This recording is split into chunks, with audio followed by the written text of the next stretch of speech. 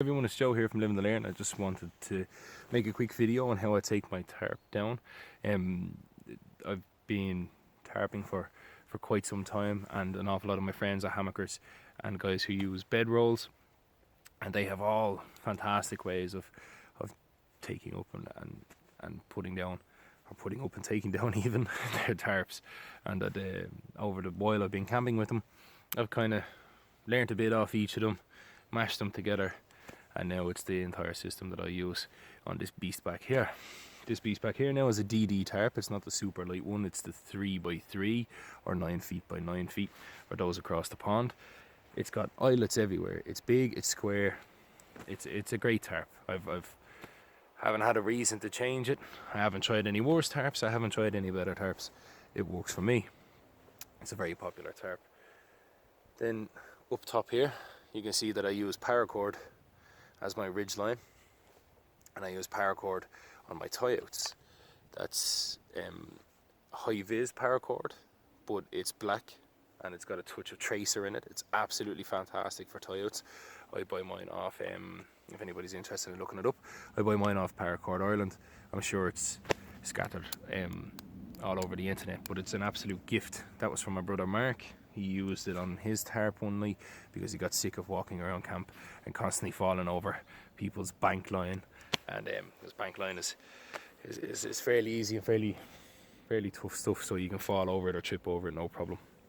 So I'll bring you for a quick look anyway at the way I have my Ridgeline set up. It's my very first Evank hitch. I learned this week on the Living to Learn community page. Thank you, Roy, for posting that instructional video. Then down I have some Prusik loops here that I use bankline. Now I find bankline is fantastic on paracord when you're using friction, because it bites down, unlike paracord on paracord. It'll tend to slip, especially in the rain. Now I do not use bankline for my Ridgeline because bankline actually bites down so much that sometimes when you have a Ridgeline that's under tension, it can be a bit hard, especially in the rain or you have cold hands, to get it out. Whereas I find paracord does the job just fine and the knots come out lickety split. And then down this end I have a trucker's hitch, which was taught to me by John Creevy on a camp we were with together. It's an absolutely fantastic knot. If anybody has a bit of time to learn it, that's cool. Roy was kind enough to do an instruction video on these two knots on the Living to Learn YouTube channel. And then just another paracord or bankline Prusik loop. So that's my basic setup. That doesn't include what I put in underneath it. I only have 4 guy outs or tie outs on the tarp, and then if it's windy or I need any more, I just make as I need. Now I use running knots in my guidelines, which is the double back and one outside, and it allows me to tension it up because I use the same chunk of paracord for my guideline as I use for absolutely everything else. I don't like getting caught out and only having 10 feet of cord on me, or only having 15 feet. There's 30 foot of cord there, which is plenty unless you're camping in some special forest that I don't know that has trees of that span. But I never cut it, so you can see there's kind of tails hanging off the tree there.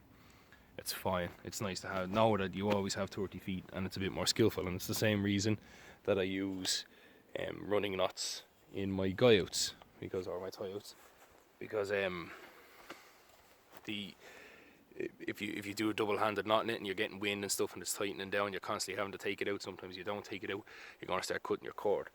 There's a 5 foot line on each tie out that I have here, and when you're using a running knot, I'm just able to cinch it down. Gives me all the tension I need and stays there. Maybe if Roy fancies, or if people pester him enough, he'll make a video on how to do them. So the first thing I do anyway when I'm taking my tarp down is I pop out the pegs there. So there's my first one, there's 1, there's 2, there's 3, there's 4.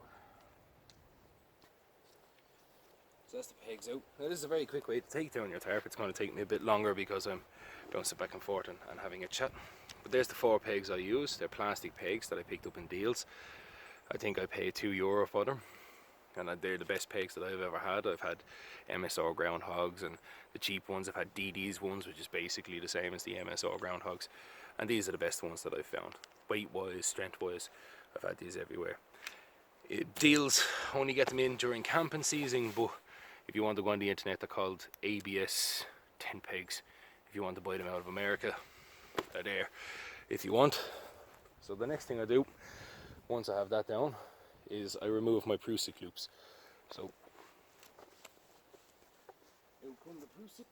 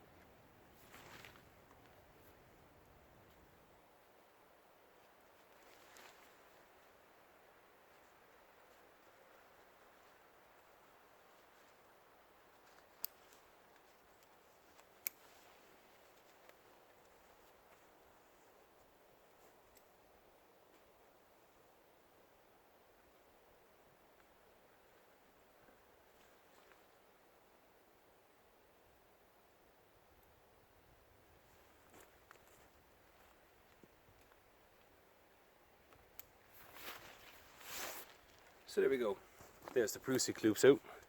I'll bring you over for a quick look. And what I do then is I clip up the loops. So 3 here and 2 here. There's 5 loops in total that run across the top of the DD tarp. Doesn't matter what way you clip it up, but there's a reason for that, and you'll see now why. So I don't remove anything off my tarp. I leave everything on it, so as you can see the guy lines are still on it. The Prusik loops are still on it.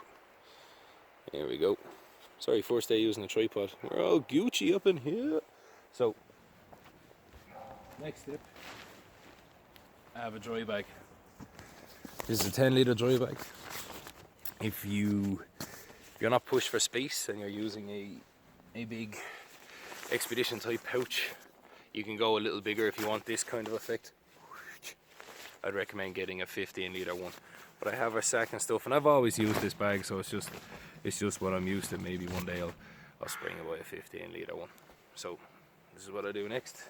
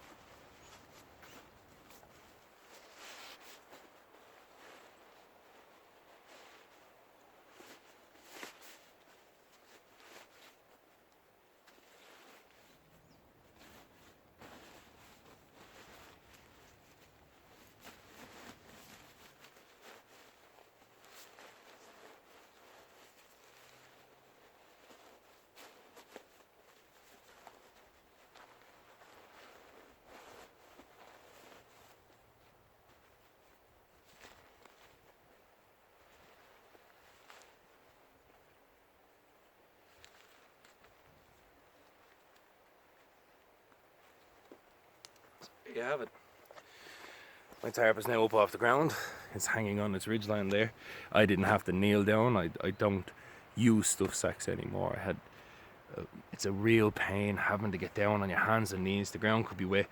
You might have to use a ground cloth, and I just like finding ways of being able to make things neat and tidy without having to lean on the ground. So there she is up on our ridgeline. I have it clipped. The guy lines are still in the bottom, and the Prusik knots are still attached to the top. So I'm just going to really quickly take down the guy line now. I'll take out the Evank hitch last, and I'll take out the trucker's hitch first. So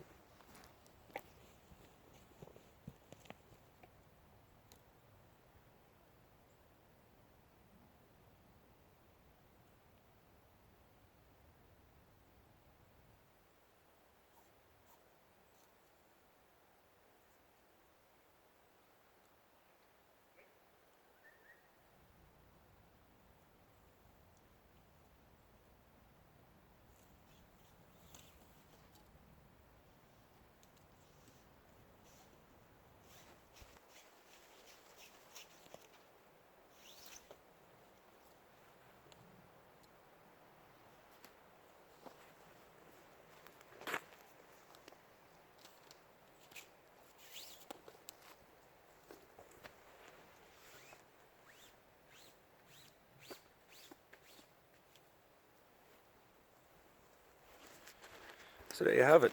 She's down and she's off the ground. This is kind of what you left it. The reason why I leave the brucey loops on it is I can stuff it down, and when I take it out the next time, I know exactly where my main ridgeline points are. And I can just literally shed my paraguard through it, pull up my line. When line goes up, I whip this off, and away she goes. Because it also makes it handier for packing. You see now that when you don't use stuff sacks, because sometimes stuff sacks they'll actually take up more space on you than they'll save. But I just literally into the dry sack.